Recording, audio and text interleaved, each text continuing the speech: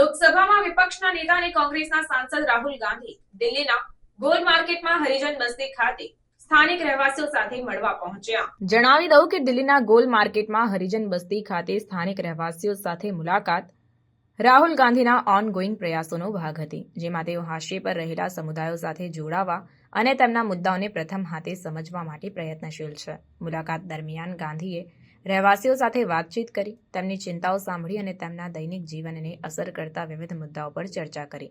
સ્થાનિકોએ અપૂરતી આવાસ, સ્વચ્છતા સુવિધાઓની અછત અને શિક્ષણ તથા આરોગ્ય સંભાળ સુધી મર્યાદિત પહોંચ જેવા મુદ્દાઓને હાઇલાઇટ કર્યા. રાહુલ ગાંધીએ તેમને ખાતરી આપી કે તેઓ આ મુદ્દાઓને સંસદમાં ઉઠાવશે અને ઉકેલ લાવવા માટે કામ કરશે. હરિજન બસ્તી ખાતે ગાંધીની મુલાકાતને દલિત સમુદાય સાથે કોંગ્રેસ પાર્ટીના સંપર્કને મજબૂત બનાવવા માટેના મહત્વપૂર્ણ પગલાં તરીકે જોવામાં આવે છે. તેમણે સામાજિક ન્યાય અને સમાનતાની મહત્વતા પર ભાર મૂક્યો અને સમાજના હાશિએ પર રહેલા વર્ગોને ઊંચા લાવવા માટે પાર્ટીની પ્રતિબદ્ધતાને પુનરાવર્તિત કરી. મુલાકાતમાં વિસ્તારનો પ્રવાસ પણ શામેલ હતો, જ્યાં ગાંધીએ રહેણાંક પરિસ્થિતિઓ અને ઇન્ફ્રાસ્ટ્રક્ચરનું નિરીક્ષણ કર્યું.